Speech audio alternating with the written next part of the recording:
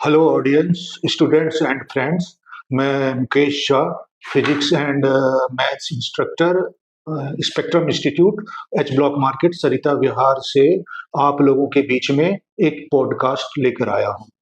तो इस पॉडकास्ट को जो कंडक्ट कर रहा हूँ मैं, इसमें हमारी कन्वर्जेशन जो होगी हमारे इंस्टीट्यूट के एक स्टार परफॉर्मर आर्क प्रभा सरकार से हम बात करेंगे। आर्क प्रभा सरकार ने काफी अच्छा परफॉर्मेंस किया है इस बार के नीट एग्जाम में।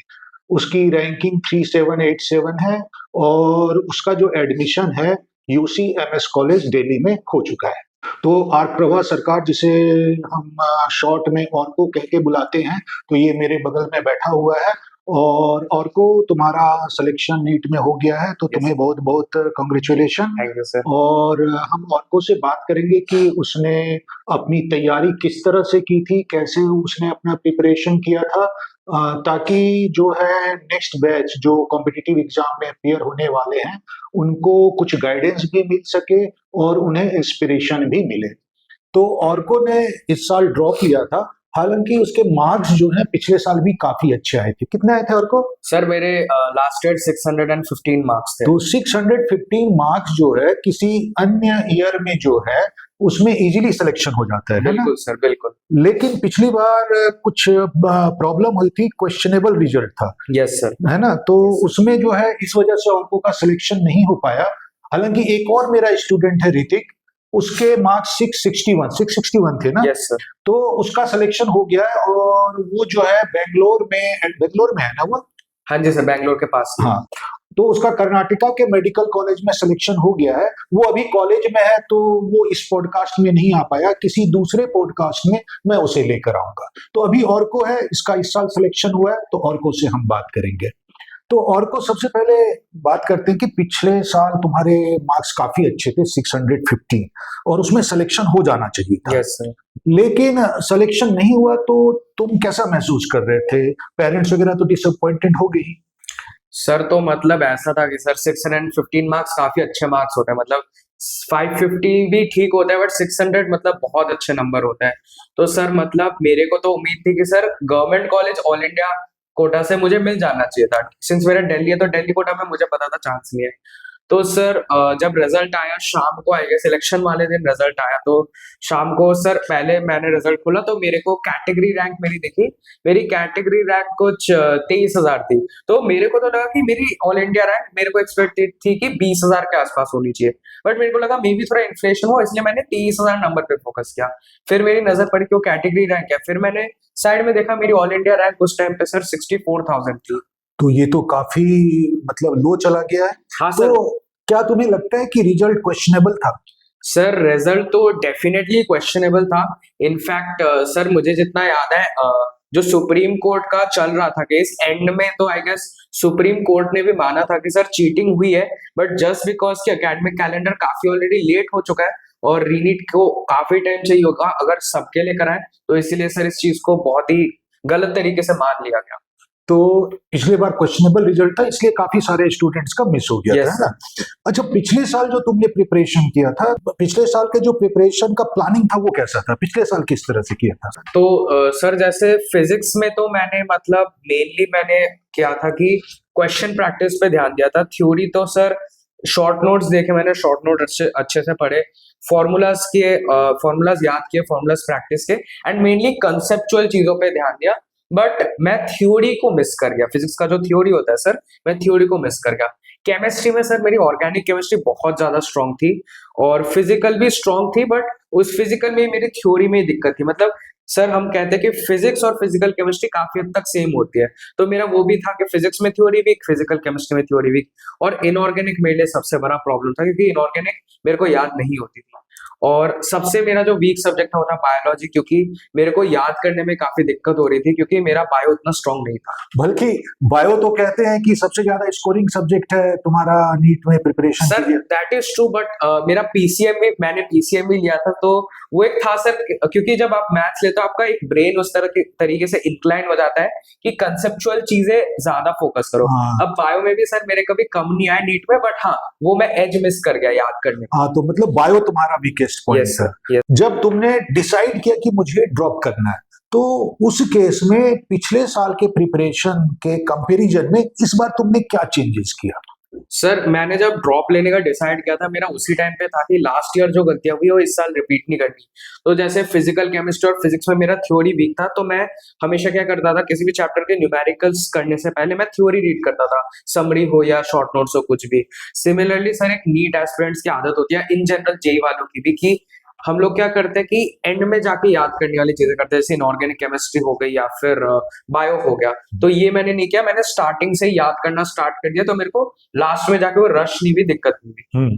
तो जो स्टूडेंट प्रेजेंट टाइम में नीट या जेई का प्रिपेयर कर रहे हैं, तो तुम उन्हें क्या सजेस्ट करना चाहोगे? सर जो मैं सजेस्ट करना चाहूंगा वो ये है कि सर अभी जो है एनटीए ने एक पैटर्न बना दिया था कि इस टाइप के क्वेश्चन आ रहे हैं। अब जो है एनटीए उस चीज को कंप्लीटली तोड़ चुका है। इस साल का नीट का पेपर एक सरप्राइज था सबके लिए, कि क्योंकि क्वेश्चंस बिल्कुल अलग थे, बायो में अलग क्वेश्चन थे, फिजिक्स में अलग क्वेश्चन थे, केमिस्ट्री में जैसा हम एक्सपेक्ट करके गए थे कि इस टाइप के क्वेश्चन आने हैं, वैसा कुछ भी नहीं था, बिल्कुल फ्रेश पैटर्न था। तो अब जो है एनटीए कोई पैटर्न से नहीं खेलेगा, एनटीए सीधा आपके कंसेप्ट से खेलेगा। हाँ, तो अच्छा, हाँ, इस बार का जो पेपर आया था उसमें काफी हल्ला भी हुआ था, न्यूज़पेपर में आया था कि नीट का जो पेपर था पिछले सालों के कंपैरिजन में काफी डिफिकल्ट आया था, खासकर फिजिक्स का।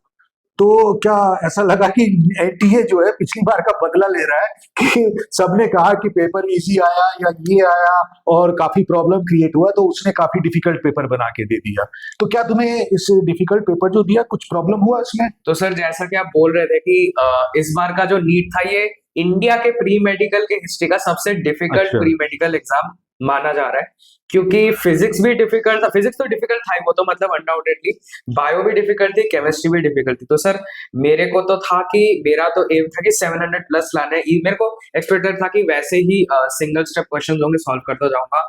तो मैंने बायो सॉल्व की, बायो भी नहीं बन रही थी ढंग से, केमिस्ट्री भी नहीं बन रही थी ढंग से, मेरे को लगा ये दोनों डिफिकल्ट है तो फिजिक्स तो बिल्कुल ही आसान होगी। तो सर मेरा जो क्वेश्चन पेपर का कोड था वो था कोड 45, और उसका पहला क्वेश्चन था वो सरफेस टेंशन के कर्व वाला। तो अच्छा। सर अब वो मेरे को शौक लग गया कि ये बन ही नहीं रहा। तो स्टार्टिंग फर्स्ट क्वेश्चन था, फिर मैंने सोचा 45 क्वेश्चन से स्टार्ट करो, वो भी नहीं बन रहा, तो बीच में स्टार्ट करो, वो भी नहीं बन रहा। तो मतलब सर फिजिक्स तो शौकर था, एक टाइम तो था सर ऐसे हाथ कांप रहे थे सॉल्व करते थे, पसीना आ गया था कि क्या ही हो रहा है, मतलब क्वेश्चन क्यों नहीं बन रहे। तो इसका मतलब हुआ कि इस साल तुम्हारे मार्क्स पिछले साल के कंपैरिजन में कम रहे। बहुत कम है सर, मेरे लास्ट ईयर फिजिक्स में 145 थे, इस साल सर डबल डिजिट में नंबर है मेरे फिजिक्स में। डबल डिजिट में नंबर आ गए, मतलब 100 से कम आ गए। बिल्कुल। लेकिन परसेंटाइल परसेंटाइल मेरी इंक्रीज हुई है। परसेंटाइल इंक्रीज हुई। परसेंटाइल सर मेरी 99.4 है।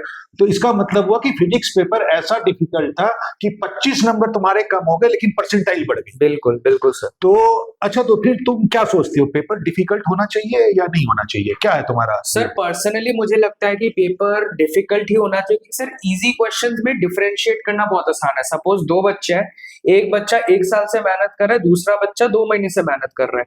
2024 के जो क्वेश्चंस थे सर वो दोनों ही टाइप के बच्चे कर लेते थे, तो उसमें आप डिफरेंशिएट नहीं कर सकते कि किसने ज्यादा मेहनत की है। बट इस बार का जो पेपर था सर, जिसने 2 महीने से मेहनत की है वो एक क्वेश्चन भी सॉल्व नहीं कर पाएगा, बट जिसने असली में मेहनत लाके 1 साल किया सिर्फ वही अच्छा, सॉल्व कर पाएगा। तो तुम्हारे हिसाब से पेपर डिफिकल्ट होना चाहिए। डेफिनेटली। तो जो पिछले बार जो इतना हाई मार्क्स गया था, तो जैसे एनटीए वाले तो कह रहे थे कि पेपर इजी था, क्या तुम्हें लगता है सिर्फ पेपर इजी होने की वजह से इतना हाई मार्क्स गया था, या जेन्युइनली कोई प्रॉब्लम होना चाहिए? क्योंकि नीट के का जो रिकॉर्ड है उसमें कभी इतना हाई मार्क्स नहीं गया है। सर पर्सनली अगर आप मेरे से पूछो तो मैं इस चीज में डिसएग्री करूंगा कि लास्ट ईयर का पेपर इजी था। सर 2023 के मैंने मॉक पेपर सॉल्व किए थे, तो सर उसके हिसाब से मुझे तो 24 का पेपर थोड़ा सा डिफिकल्ट लगा, वो एक प्रिज्म वाला क्वेश्चन था फिजिक्स में। बाकी केमिस्ट्री भी थोड़ी सी लेंथी थी, बायो इजी थी, match the following, but sir इतना भी इजी नहीं था कि सर 67 बच्चों के 720 आए, और सर एक ही सेंटर से इतने बच्चों के 720 आना इज मैथमेटिकली इम्पॉसिबल। तो चलो, अंत भला तो सब भला, तुम्हारा सिलेक्शन हो गया, तुम भी बहुत खुश हो और घर में भी काफी खुश होंगे, Yes, पेरेंट्स sir, भी definitely. पिछले साल डिसअपॉइंटेड थे सब। Definitely sir. तो अच्छा, अब एक क्वेश्चन और है मेरे दिमाग में कि जो भी बच्चा नीट का तैयारी करता है, खासकर वो जिसने मैथ्स नहीं लिया है, वो क्या कहता है कि सर हम जो नीट का एग्जाम दे रहे हैं, हम बायो वाले मेडिकल का एग्जाम दे रहे हैं, तो उसमें फिजिक्स का क्या काम है? बायो ही बस पढ़ के देते हैं, बायो से ही होना चाहिए एग्जाम, फिजिक्स को हटा देना चाहिए, क्योंकि उन्हें फिजिक्स डिफिकल्ट लगता है, फिजिक्स का मैथमेटिकल पोर्शन वो नहीं कर पाते हैं। तो तुम क्या सोचते हो कि क्या वाकई फिजिक्स जो है हटा देना चाहिए, फिजिक्स का कोई रोल नहीं है? सर पर्सनली मेरे को जो मैंने जितना देखा है बच्चे मेडिकल इसीलिए लेते हैं ताकि उन्हें मैथ्स अवॉइड करना पड़े।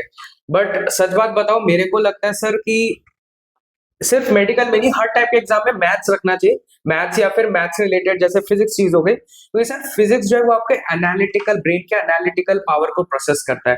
सर सपोज मेरे पास कोई पेशेंट आया तो सर मुझे तब सिर्फ पढ़ी हुई चीजों से नहीं करना, मुझे अपना एनालिटिकल ब्रेन भी यूज करना है। प्लस सर फिजिक्स का जो है डायरेक्ट एप्लीकेशन भी काफी सब्जेक्ट्स में होता है। बीपी मेजरमेंट हो गया, या फिर सर एमबीबीएस में ऑफ्थेल्मोलॉजी होता है जिसमें आंखों का जो लेंस होता है वो हाँ। सब करना होता है। सो सर मैथ्स का डेफिनेटली एक रोल है मैथ्स और फिजिक्स का हाँ, बायोलॉजी में। और जैसे हमारे जो ब्रेन से सिग्नल भी ब्रेन सिग्नल, न्यूरॉन, सर ये हाँ, पूरा मैथ्स ही है। ब्रेन सिग्नल जो जाते हैं वो एक्चुअली में इलेक्ट्रिक बिल्कुल पल्स ही है, इलेक्ट्रिक, बिल्कुल बिल्कुल है ना? तो ये तो इस तरह से मतलब फिजिक्स का काफी रोल है, फिजिक्स है का ना? डेफिनेटली बहुत रोल हाँ, है। मैंने तो पढ़ा था ब्लड विस्कोसिटी का भी ब्लड काफी विस्कोसिटी काफी इंपॉर्टेंस होता है। Yes sir, definitely definitely. और इसके अलावा तुमने कौन कौन से एग्जाम दिए थे नीट के अलावा? सर इसके अलावा जो है मैंने जेई का एग्जाम दिया था। अच्छा, मैंने जेई मेंस का भी दिया था? हाँ जी सर, मैंने जेई मेंस तो उसमें क्या रहा तुम्हारा परसेंटेज? सर जेई मेंस में मेरे फिजिक्स और केमिस्ट्री में 99 परसेंटाइल थे। अच्छा। और सर जो मेरा मैथ्स था, सिंस मैथ्स मैंने प्रिपेयर नहीं किया था ड्रॉप ईयर में, तो मैथ्स में एक ही क्वेश्चन सॉल्व किया था मैंने जो सही था, बट उससे ज्यादा नहीं हुआ, तो 50% आए थे ओवरऑल। मैथ्स में तुमने एक क्वेश्चन किया, वो क्वेश्चन सही था? हाँ, एक क्वेश्चन सही था, तुम्हारे परसेंटाइल 50 थे। 50 थे, यस सर। तो ये तो एस्टोनिशिंग थिंग है कि एक क्वेश्चन करके 50 परसेंटाइल ला रहे हो। तो तुम्हारा ओवरऑल कितना परसेंटाइल था? ओवरऑल सर मेरा 98, ऑलमोस्ट 98 परसेंटाइल। 98 तो काफी अच्छा परसेंटाइल है। ये तो नॉर्मली तीनों प्रिपेयर करके नहीं ला पाते। और जेई मेन में एक्चुअली में मैथ्स डिफिकल्ट होता है। Yes sir. तो यहाँ पे तो मुझे लगता है कि कुछ गड़बड़ है और एनटीए को ध्यान देना चाहिए। क्यों, तुम्हारा क्या ख्याल है कि तुमने बिना मैथ्स के 98 परसेंटाइल ले आया जेई मेंस में? तो इसका मतलब मैथ्स की डिफिकल्टी लेवल थोड़ी कम करनी चाहिए एनटीए को, ताकि बच्चा जो है तीनों सब्जेक्ट करे, मैथ्स भी करे और तब उसका परसेंटाइल हाई हो। नहीं तो जैसे तुम्हारे जैसा बच्चा 2 सब्जेक्ट करके जी मेंस में या इंजीनियरिंग कॉलेज में एडमिशन ले सकता है। सर मतलब इस चीज के दो तरीके भी हो सकते हैं। जेई मेंस एक ऐसा एग्जाम है जहां पर आपको ये ऑप्शन मिलता है कि आप सर्टेन सब्जेक्ट्स करके भी एक अच्छे कॉलेज में जा सकते हो, but on the other hand this is also wrong thing, क्योंकि अगर आपको सारी चीजें पता ना हो तो ये आपके कॉलेज में जाके दिक्कत दे सकती है। हाँ, तो सिर्फ मैथ्स को छोड़ के, मतलब एक मेन सब्जेक्ट मैथ्स छोड़ के भी तुमने ले आया 98 परसेंटाइल, तो ये कहीं ना कहीं थोड़ा सा प्रॉब्लमेटिक है। मैथ्स का पेपर एनटीए को या तो थोड़ा इजी करना चाहिए या फिजिक्स केमिस्ट्री का थोड़ा सा लेवल हाई करना चाहिए, ताकि बच्चा जब तीनों सब्जेक्ट करेगा तभी उसके परसेंटाइल हाई। नहीं, तुम्हारा क्या ख्याल है? सर मैथ्स तो मुझे लगता है पर्सनली डिफिकल्ट तो नहीं होती, बट सर बच्चे यूजुअली मैथ्स को अवॉइड करते हैं, मैंने देखा है, क्योंकि कंपैरेटिवली मुझे लगता है बच्चों को फिजिक्स और केमिस्ट्री में जो थ्योरेटिकल क्वेश्चन है वो ज्यादा इजीली हो जाते हैं। अच्छा। तो हाँ। और तुमने कौन कौन से एग्जाम दिए? सर मैंने साथ में सीयूएट का भी एग्जाम दिया था। अच्छा। हाँ, और उसके साथ मैंने आईआईटी का एक डिजाइनिंग का एग्जाम होता है यूसीड, वो भी दिया था। अच्छा, नहीं मेडिकल से रिलेटेड? नहीं, मेडिकल से रिलेटेड मैंने बस नीट ही दिया था। तो ऑर्को से हमने बात किया और काफी अच्छा लगा बात करके ऑर्को से। और ऑर्को, तुम्हें बहुत बहुत कांग्रेचुलेशन कि तुम्हारा नीट में हो गया। तो तुम डॉक्टर बनो भाई, हम लोग भी इलाज के लिए आएंगे तो अच्छे से इलाज कर देना, ठीक है? दिल्ली में ही हो तो, क्योंकि ऑर्को दिल्ली में ही है, और ऑर्को को मैं बीच बीच में पॉडकास्ट पे बुलाता रहूंगा, क्योंकि और को हमें काफी कुछ इंफॉर्मेशन दे सकता है हमारी हेल्थ के बारे में, हमारे रूटीन के बारे में कि कैसा होना चाहिए। तो और को से फिर मुलाकात होगी। तो पॉडकास्ट में अपना खत्म करता हूँ। फिर से और को कांग्रेचुलेशन, बहुत बहुत बधाई।